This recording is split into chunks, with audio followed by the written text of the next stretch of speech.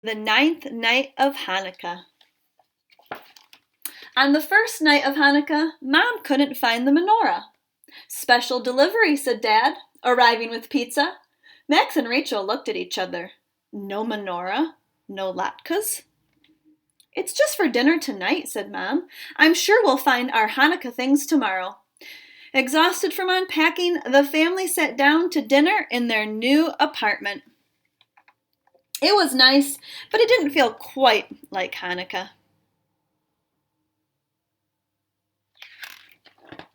On the second night, the missing menorah still hadn't turned up. Should we go to the store? Asked Max. No, we'll find it soon, said Rachel. Besides, I have an idea for tonight. Rachel made a beautiful menorah. Max helped her decorate it. But when it came time to light the candles, Mom realized she packed them with the menorah.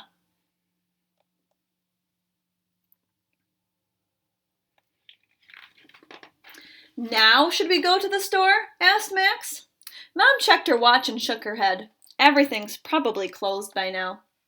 Max and Rachel convinced Mom to let them ask one neighbor. They knocked on 2C right next door and explained the situation to Mrs. Mendez.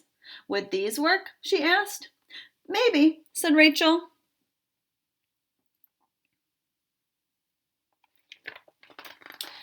Dad lit the shamash. Max and Rachel each used it to light a candle. Then Max and Rachel both got presents. It was nice, but it didn't feel quite like Hanukkah. On the third night, Dad offered to make latkes. He just needed to find his lucky latke pan. As Dad searched through box after box, Max followed his nose downstairs to 1B, where he met Joe the super. Welcome to the building, said Joe. Need anything? Let me know. Anything? Asked Max, eyeing the steaming platter. Joe happily shared. It was nice, but it didn't feel quite like Hanukkah.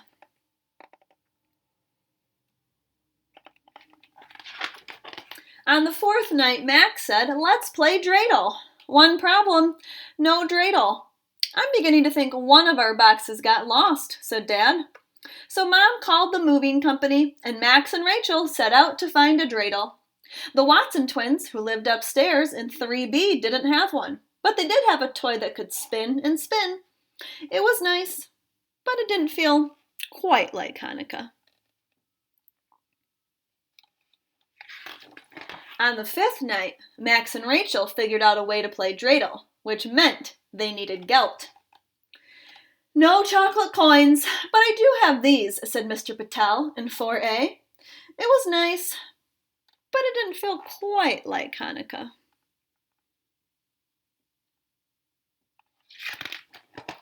On the sixth night, Rachel wanted to have a Hanukkah sing-along, but Mom's guitar hadn't arrived yet.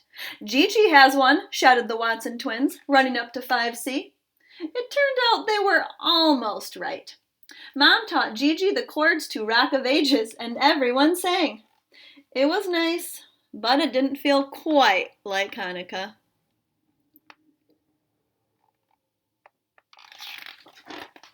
On the seventh night, Max and Rachel discovered they were missing something else. How do you wrap a present without wrapping paper? On their way outside, they saw Dr. Lee reading in the lobby. When they asked him where to buy wrapping paper, he handed them the comics. Try using these, suggested Dr. Lee. So they did. It was nice, but it still didn't feel quite like Hanukkah. On the eighth night, Max realized what their Hanukkah needed: jelly donuts.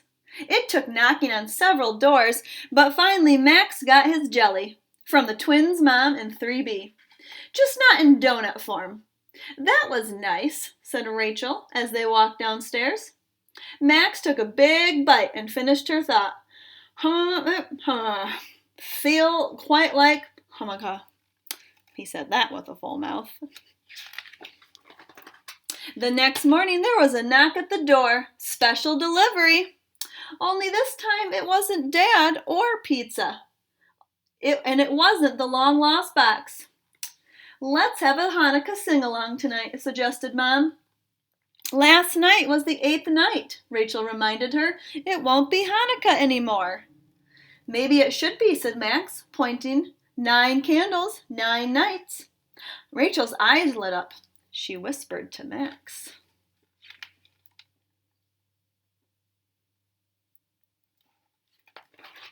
Max whispered back, and together they developed a plan. With a box of candles and a box of crayons, they set it in motion. That evening, Max and Rachel waited and waited. Maybe this isn't going to work, said Max.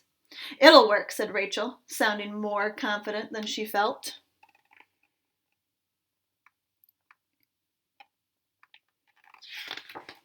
Just then, there was a knock at the door, and another, and another.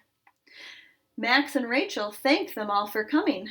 Then they explained the reason for their Shamash night celebration. For 8 nights of Hanukkah, the Shamash helps light all the other candles, said Max. Like all of you helped us, added Rachel. So we wanted to say thanks.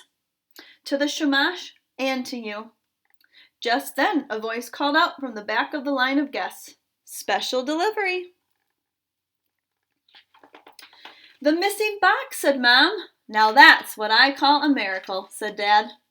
In the box, Max and Rachel found their family menorah, Hanukkah candles, Dad's lucky latke pan, dreidels, and gelt, wrapping paper, and Aunt Edith's recipe for jelly donuts.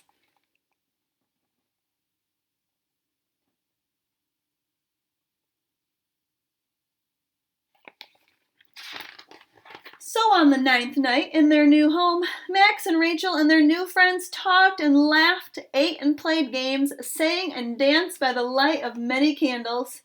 It was nice, really, really nice. And best of all, it felt exactly like Hanukkah.